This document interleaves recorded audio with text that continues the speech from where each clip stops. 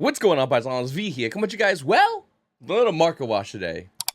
You know, when I was a little kid, I used to love going to pizzeria with my father, my brother, and we used to go in there, and there'd be two things me and my brother would immediately do. We'd run to the arcade to play Teenage Mutant Ninja Turtles in time, and we'd get a sticker.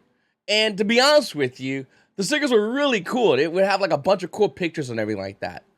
One thing, though, that's for sure is the sticker looks exactly like this. I guarantee you, somewhere in New York, there is a pizza place that has fake Yu-Gi-Oh! Card stickers, and it's this. It's this right here. I mean, you peel this bad boy, you throw it on a binder, you look good. It's a good binder. The thing is, though, Konami unironically sold this as the pot collection. Even more so, had you bought it when it first debuted, or on TCG Player's current market price, you would be down more than $100 in its current valuation. Now, Konami this year has went crazy with reprinting a ton of things. I mean, they reprinted and reprinted and reprinted and reprinted. And you have to ask yourself, is this going to continue? And the answer obviously is yes. If it makes Konami money, they're going to continue to do it. The problem with all this printing and the problem with all this reprinting is the players sit there and go, gee, do I buy the pot collection on its debut? Several years ago, this would be the hottest item. This will be the must-have item of the year. Everyone wants to get 3 of these easily. $600, $900? I don't care. You get all the pot cards, call it a day. This thing would look amazing. Today, this is one of many, many reprints. And I'll be honest with you, the prices of the pot collection will be going lower. And it's up to you if you still want to buy it. Will it go low to the point where you consider it? Me personally, I do like this. I do want to get the pot collection. The issue with it is, though, why do I buy sealed when I can buy the ones I want? I'm pretty sure not everybody cares about Pot of Benevolence. I'm pretty sure everyone doesn't care about, well, other cards like Pot of Riches. I'm pretty sure that's not a really wanted card. Although, if you do want Pot of Benevolence, it's $3. If you do want Pot of Riches, it's $1. Or you can buy the pot collection for $200 and guarantee those two. What makes more sense? Once again, I think Konami's over-reprinting is hurting the secondary market. This is another reason why I've been doing market watches all the time, is because why? Konami's just going to reprint it eventually. The only things that we guarantee don't get reprints are of high-rarity cards, or cards that maybe don't have multiple printings. And we do talk about those. And I do think in the game, no matter how much Konami reprints, that will always be a thing. So it's always something that you definitely want to keep an eye out as a Yu-Gi-Oh player. What Konami is not reprinting, or if they are reprinting it, here's the question. What rarity? Because then if I want to get the highest rarity of something, we'll say Pot of Prosperity, well, the price point is going to tank. Pot of Prosperity at the pot collection right now, by the way, has fallen badly to a price point of $24. Now, this is all limited, it says over here, so $24 for a Pot of Prosperity. Now, if you type that same card in, and you look and you go, why? Because in a very short amount of time, it's been when Pot of Prosperity first came out, there was no print reprints for a while, and it desperately needed one. And then it got one, and it got within a very short amount of time, we were inundated with multiple rarity reprints of Pot of Prosperity. Whether you like it or not, that is the current status. Now, Pot of Prosperity Core Century Secret Rare, you can see over here, is about $30 to $35. Starlight Rare Pot of Prosperity, though, for those who do want the high rarity, I mean, in the past 3 months, had you bought 3 months ago, it was $531. Past 6 months, well, it's $550. And if you look at the past month, I mean, it is fallen badly. Pot of Prosperity Starlight Rare, the highest rarity printing of the card, is $238.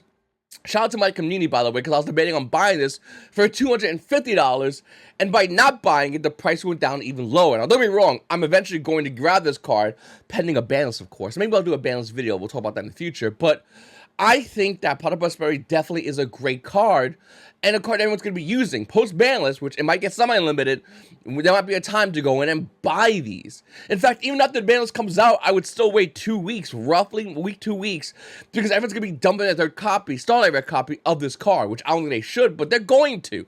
And the price will go down even lower. Definitely a card you want to keep an eye on, 100% if you want a high-rarity card that nobody's looking at right now. Don't buy it yet, wait until that banlist comes. So, you know, the new year is going to have a lot of things happening. I'm a little bit stuffy. Right out the gate, I'm looking to start streaming again. Remote duel streaming. And I would love it if you guys would join me. Twitch.com/YGO_Paisano. Links will be down below. Definitely join in. Check it out. I'm going to be streaming a bunch of decks. And I might do a thing where I'll just ask in a poll, hey, what deck should we stream today? I have almost all the decks in the game. So it's not that big of a deal. If I don't have a deck, I can easily get it. And basically, we'll start streaming that deck. We'll start talking about it. We'll start getting involved. I'm not going to be doing Mass Duel as much. I did Mass Duel. I did a 72-hour challenge and lasted not 72 hours. But I'm definitely looking to stream remote duels. Once again, I found a couple of places, so we're good to go on that. It's going to be probably 5 days a week, and I would love you guys hang out with me on Twitch, and we can talk about the game, the cards. I mean, I got a lot of cool ideas for it. I've been working literally this past, last month and even this month, thinking about cool things I could do for the stream, and I greatly appreciate it if you guys will come over and hang out. Once again, it's going to be starting the beginning of next year, and when it starts, I think you guys are really going to like it, so definitely keep an eye out for my Twitch streams. Definitely check me out, Twitch TV, YGO_Paisano. Everyone streams on Mass Duel tag. I'm going to stream on the Yu-Gi-Oh tag, because I want to be remote dueling, playing by the official trading card game, so once again, like I said, I greatly appreciate you guys come over, hang out, and yeah, see you there. Alright. Is Centurion's worth it? Well, one thing we do know about Centurions is it was overpriced, overhyped, and it didn't really deliver out the gate. With that said, I do think Centurions aren't not that bad. They're pretty good. But are they good enough for you to spend the crazy kind of money they're asking? Well, for the CRs, the answer obviously is going to be no, unless it's your pet favorite deck. But Primera being currently $28 is not bad. Looking at the other Centurion cards, I mean, they're relatively inexpensive, so today is $20. It kind of reminds me of Purely's, where they're expensive enough where you go, that's a lot of money for me not to spend, but they're cheap enough for you not to look like, they're cheap enough for you to go, hey, I can always get it, I guess. I don't know about Centurions. I kind of want to get them myself personally. I don't own any of them, but is it worth it? Are they worth playing? Are they good enough? They have great artwork, but is it worth it to get a play, let's say, original invite? Or in my case, I want to win that and play mat. Let me know what you guys think about that in the comment section down below. One thing is for sure, though, the Fire King structure deck is just a banger. Besides the fact that it has a Drone Lockbird, Infinite Permanence, Solemn Judgment reprints, it also has a deck that I would argue is tier 1. Fire Kings, in my opinion, is definitely tier 1, and I think that the Fire King structure deck, getting 3 of these is something everyone should do as soon as possible, because if you look at the OCG, I mean, this deck is wrecking the OCG. Here in the TCG, it's going to do the same, especially with the release of the Phantom Nightmare set coming out in February. I'm not even joking you. This set should really read, if you play a fire deck, this is the set for you. That's what it should read. And I'm hoping Konami, by maybe after Phantom Nightmare, we start seeing more water support for Mermails, personally speaking, because I love my Atlantean Mermails. But with that said, Phantom Nightmare, a set you would assume would have great dark monsters, has great cards for fire monsters. And I do think this set is going to be a banger. But once again, do you buy sealed? Hell no. Anyone buying sealed of this set is out of their mind. This set is not going to be the same set that has, it's not going to be Age of Overlord. It's just not going to be that set. It's just not. And if it was Age of Overlord, you just buy the SPs when they first debut, when they were like $70, $75, rather than going ahead and buying booster boxes and playing the gamble. It's always fun to crack packs. It's just never fun to invest in packs. That's all I'm trying to tell everybody. All right. So looking over here at Card Century Secret Rares, the prices of these cards are actually kind of weird, because some of these are actually starting to rise. Some of them stable, like Evenly Matched, has not moved. And some of them have fallen, which we assume that would be the obvious case. Now, the thing about the 25th Anniversary Rare Collection is these prices are always, just like everything in Yu-Gi-Oh!, these prices are always doomed for the most part. The issue is some of these prices might maintain value. And it's never front end. Let me give you an example. Right now, Ash Blossom and Joyous Spring is the hottest card QCR at a 25th Anniversary Rarity Collection. But if you bought it when it first came out, it was $350. Right now, it's $165. Looking over the past month even, it did have a quick spike to $170. Once again, TCU Player had that huge sale going on. That's why it went up. But it's kind of fallen down. It's trying to maintain its price point. It's trying to keep its head above the $160 water. It's doing it right now, but will it win that fight? I don't think it will. Now, how can Konami kill the price of something they just released like QCR, Ash Blossom, and Joyous Spring? I know. You make that bad boy a Ultimate Rare, or you make that bad girl a Starlight Rare, And the price of QCR Astros from Joy Spring tanks. It just emit flat lines. You bought it for $350. I got even worse news for you if you think 160 is bad. It's going to go down. I do think Astros from Joy Spring more than likely is just going to go down. With that said, it is the highest rarity version. It looks really nice, by the way. And other QCRs like Infinite Permanents, Triple Tech Talents, Effect Filler, they look gorgeous. And for the most part, this is a rarity that even if they did come up with a higher rarity, I wouldn't mind holding in my deck or binder. So I do think these are nice, but these are all losing value-wise and will eventually continue to lose value as time goes on. With that said, this is still this is probably one of the greatest reprint sets we had in this game in a very long time. A very, very, very long time. And even though I'm not a big fan of some of the choices for reprints, I do like the fact that there were a lot of reprints for a lot of players because some of these cards have been expensive for a very long while. All right, then we look at Starlight Rare. So the amount of faith in the Starlight Rare, well, the players who look at Starlight Rares, for the most part, is all over the place. Me, personally, I love Starlight Rares. I think Starlight Rares will always be the winner. They're the common day Ghost Rares. If Ghost Rares are still being printed and Konami made fake Ghost Rares, I still like Ghost Rares. That doesn't change. If the price of Ghost Rares go down because there's less faith in the market, that's in the market. But with that said, looking at these Ghost Rares, they have went down. There's something that is undeniable. Now, when something goes down, do you run away from it or do you run to it? Well, in the case of a card like Appaloosa Bowl, the Goddess, this card used to be almost near $2,000. You can see it over here. I didn't even have to, time this to the chart. This have been almost $2,000 forever. But if you look at Appaloosa right now, the price point, and there's not many in the market, of course, because Starlight Rare Appaloosa is very hard to find, it's roughly around $1,200. So obviously, it has tanked tremendously. Yes, Appaloosa doesn't see as much play, but it does see a decent amount of play. But Appaloosa is the first Starlight Rare. And the second Starlight Rare, IP Masquerena, has also tanked down in value. Once again, 1 year ago, it was near $1,700. I always saw it around $14, but, TCG players to $1,700.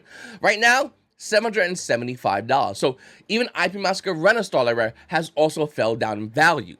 Other Starlight Rares like Starlight Dragon and Black Ghost Dragon I think are cute, but Ghost Rares are better. So, you can get those, but there's a better version. And I think the other Starlight Rares like Triple Tactus Talents has also took a big hit. 3 months and almost near 700. It's currently roughly around 350. Will these Starlight Rares come back up in value? Well, my answer is very simple. The answer is always going to be yes. And the reason why is because it's the same old thing. If it's hard for you to find, I want it times 9 or 3, depending on the card. And I do think cards like some of these Starlight Rares definitely have the chance to go up in value. But if Konami keeps hitting that Starlight Rare, think about it. If Konami came out with Triple Tactus Talents Ultimate Rare, the price of Starlight Rare goes down. If Konami came out with Triple Tactus Talents Ghost Rare, the Starlight Rare goes down. Doesn't stay down permanently, but it goes down because those who own the card know why have this if it's going to be easily for everyone to get in every rarity. It goes down more. But I do think it has a chance of coming up. I still own a bunch of Starlight Rares. I bought in recently a bunch more, and I look forward to buying more. And I'm dead serious. If you are an investor in this game, this is the rarity you want to grab because everyone's running from it, in my personal opinion. You don't have to buy what I buy. Just listen to what I gotta say. And time's going to prove us me right or wrong. But I do think that because these cards are hard to find, because Konami's so good at making things chasers, that the things that are harder to find, unless Konami prints exactly the exact card, I do think that these prices will go back up in value. Can it happen, Konami doing that? They're a greedy company, dude. I want to be surprised. I want to be surprised if Konami plays the direct deposit game, in which you just go on their website, enter your bank details, and they take as much money as they goddamn want, because sometimes it feels like that. All right, looking over at Age of Overlord, the set is definitely, in my opinion, has peaked as far as prices. This is the highest you're going to see Age of Overlord. I don't care what anyone says. This is the peak of the mountain. The reason why, because once again, last month in November, TCG Player decided to have a crazy sale. Everyone bought, and the price of a lot of cards spiked up in value. So things were a lot harder to get. Wanted Seeker the Symbol of Spoil, QCR, was $150. It's now $211. Typhon was $140. It's now $175. And these are rough estimated prices, obviously. SP Little Knight was, well, not no goddamn 494. It was way less, and it went up. And you can see on every single chart, you can see the exact bump. It was going up in value, sure, but you can see the exact bump where it is right now, 450, 400, and then you can see where it is right now, almost near $500. This guy has 5 sales, though. Okay, but you see what I'm saying, though? Like, there is some kind of you know, cause and effect over here, obviously, because of what TCG player did. Which I'm not saying is bad. I think it was great, and the fastest won the cards they got. Let's be honest. You got paid, you got your money, you go in and grab it, you're gonna get some value, especially with a great kickback on TCG player had. It was insane. With that said, once again, if there's a great sale and everyone's buying stuff, obviously it becomes hard to find. Then people start selling things. There's a sell-off and things tank in value. And it could be multiple reasons. Fear, better cards coming out, a chance of the card getting banned will make cards dump in value. So I think there will be definitely a sell-off. We don't know when, we don't know why, but it's inevitable, especially with Yu-Gi-Oh! Other cards like Diabell Star are starting to come down. It was hitting 150. It wasn't even hitting 160. But I do think it's starting to come down a bit. It's roughly around 150 right now. I wouldn't be surprised if this card starts to go down even more so. Secret SP, once again, this is the highest you're going to see at 108. I don't think it's going to go any higher. I don't think we're going to have something like a Phantasme where it was like 125. I do think SP has peaked. Everyone that wants it has bought this. And if you want one now, $109. I mean, I ain't gonna lie though. I pulled one out of regions I went to this past weekend. I threw it online. It sold really fast. But it sold for roughly around $108. And the price is just, it's going back down. I think SP cigarettes will start going down more in value. Will it tank? No, I'm not saying that. But I do think the peak is here. I do think the price will at least stabilize, if not start to slowly fall. Same with Wanted Seeker the Sinful Spoils. This card will hit over $105, $110. It's going to start going down. As Yu-Gi-Oh! Players get ready. I mean, everyone pretty much has picked their decks. Everyone pretty much has gotten involved in the game. And everyone pretty much has grabbed what they want as far as, like, the decks they want from this set, from the next set moving forward up until Nationals. Because after Nationals, it's going to be insane, the market. The market is going to dump. It's going to be dump city. And the question is, what do I buy when everyone's dumping? It's a very good question. We'll talk about that when that time comes. But looking at it right now, I do think there are a lot of great cards. But listen, it ain't worth spending $109 during Christmas time for SP. Unless you're definitely like grinding Yu-Gi-Oh! Events, I guess. So that's my take as far as the current game state right now. I do think the market is in a really crazy place because normally this is the time where everyone's dumping. TCG player knew that and kind of bumped the price up. New sets coming out means people aren't getting rid of their Sinful Spoil package as much. We're seeing a lot of things going crazy, and of course speculation runs wild during these times. Guys, like I said, I'm getting ready to start streaming soon. It's gonna be happening in about 2 weeks. Really excited about that. I'm probably gonna be doing like 5 days a week, hopefully. And I would love you guys join me. Once again, check out my Twitch down below. It's your boy V, and you pussies have a great day.